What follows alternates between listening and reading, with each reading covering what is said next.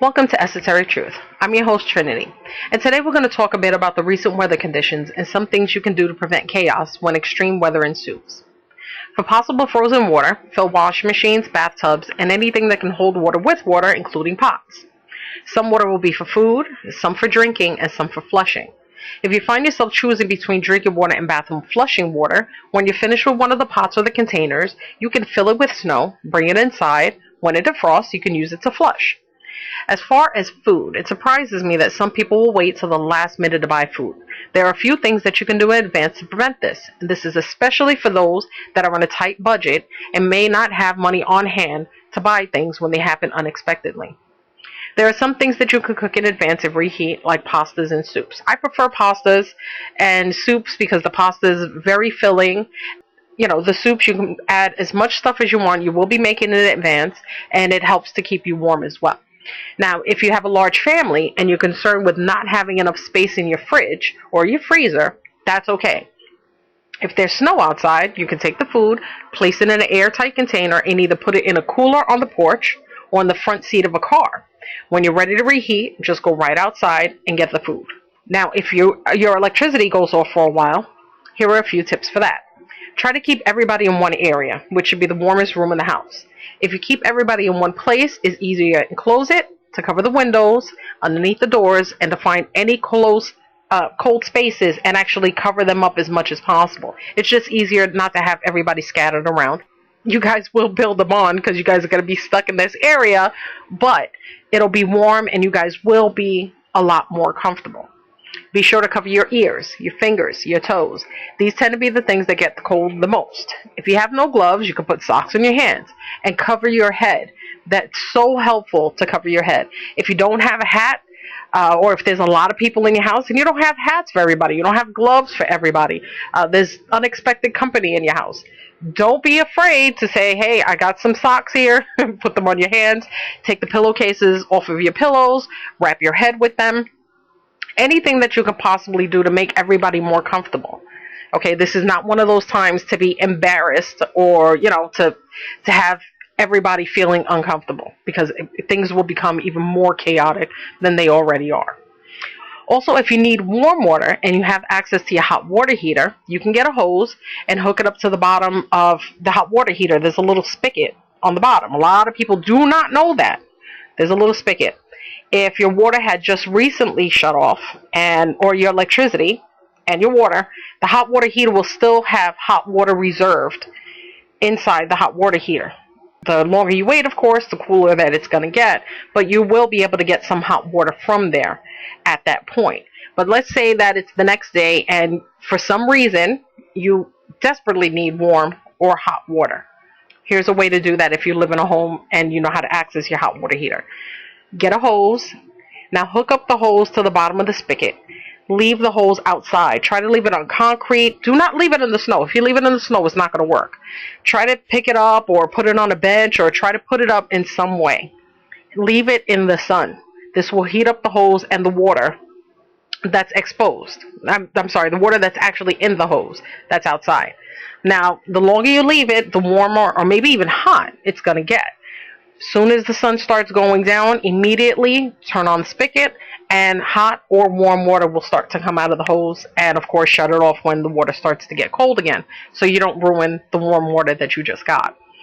Also a great tip, whatever water you use, either for bathing, for cooking, or for washing, don't dump it outside. Use it for your toilets. And also remember, as long as you have plenty of containers, then you will always have 50 gallons or more, depending on your hot water heater size, of water you haven't even touched yet. That always stays full. It will always stay full. So always remember that you still have 50 reserved gallons or more, because some people have a much bigger heater, hot water heater. If you have neighbors and they're in a similar spot, you can always talk with them about this. And the more that the both of you are prepared, or the more of you that are prepared and unified, the easier things will be. Don't be afraid to ask or to share.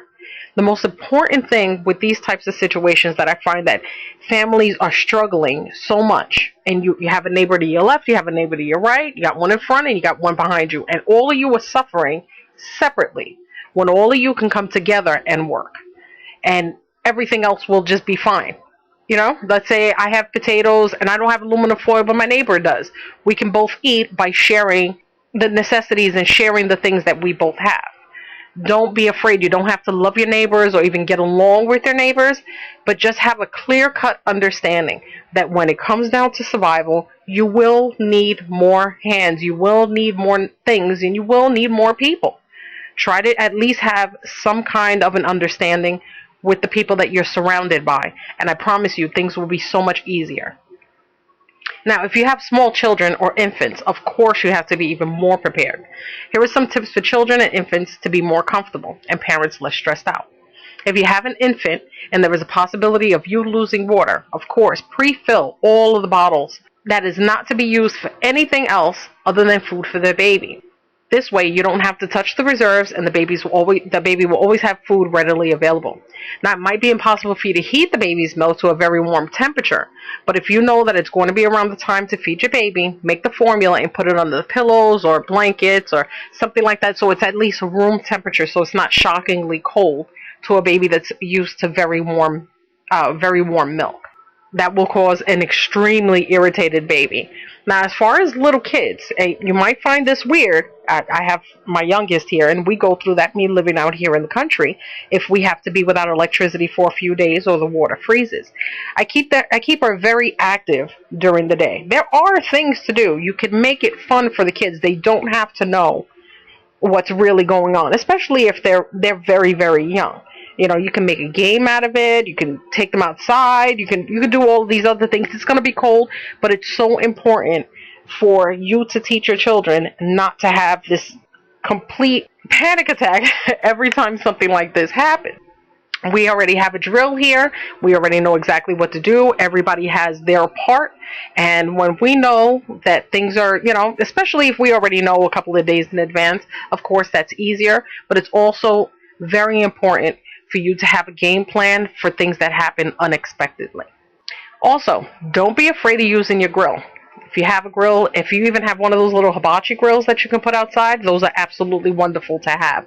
Because you can either use sticks, which they'll be wet. Hopefully, you'll be able to have some charcoal or anything like that, or even boxes or anything that's flammable that'll work really quick. That's always really helpful. Now, let's say you happen to have left your grill outside and now your grill's covered in snow and the bottom is wet. It defeats the purpose of you actually putting charcoal inside of it because it's not going to light properly. If you have a couple of bricks or you even have a couple of cinder blocks, I'm going to leave a picture of a pit that I built myself with cinder blocks, some bricks, and some oven grates that I was able to get for a couple of bucks at a Salvation Army. I use that when it really gets complicated.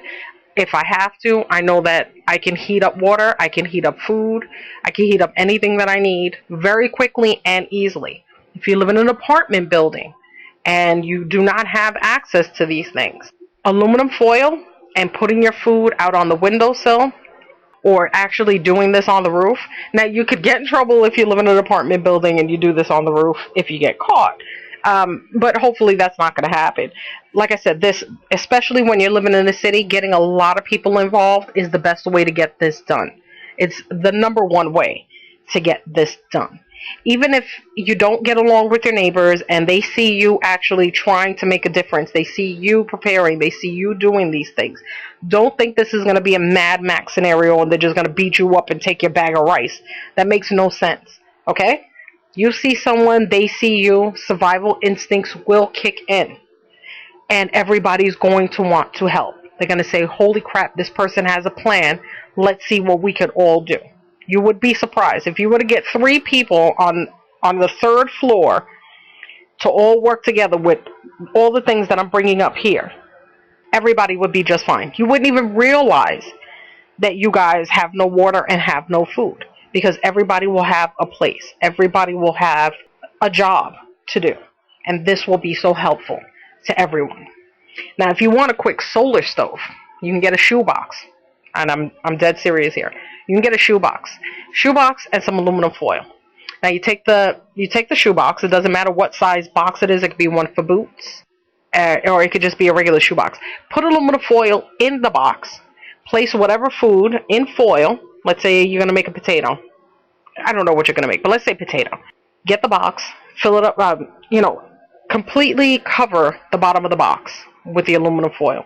Try to cover the sides as well. Anything that the sun is going to touch, cover it in aluminum foil. Take your potato, wrap it in aluminum foil, put it inside the box. Do not cover the box. The top of the shoebox, you will cover with aluminum foil. You will face the box towards the sun. Wherever the sun is beaming the most at that time, you're going to put that box right there in front of the sun. Now here's the kicker, and what's really going to heat your food up even faster. You're going to take the top part of the box and you're going to lean it towards the sun. Now you may have to tip it a little bit to actually get the sunlight to beam directly in the box, but this works as an oven. The aluminum foil will heat the top part of your food, and then the reflective light will hit the bottom of the box and heat the inside of the box to heat your food entirely. You could do this with anything. You could do this with fish. You could do this with anything that cooks easily. You can make burgers like this. Like I said, there are third world countries. It surprises me sometimes when people say that these are impossible things. There are countries on this planet that have zero water capabilities of just turning on a faucet and getting it. No electricity. Never had a light in their houses in their life. How do you think that they live? They live on solar. They live on a couple of the tips that I'm going to tell you about here. I will have a survival series coming up soon, but this one I wanted to do because I see a lot of people struggling with the weather that's going on right now. I'm going to leave on my Facebook page, Esoteric-Truth Radio on Facebook, I'm going to leave links to the solar stove, and this one you can make with 7 cinder blocks. I'm going to leave an entire blueprint for about 15 to 20 different types of solar stoves you can make yourself.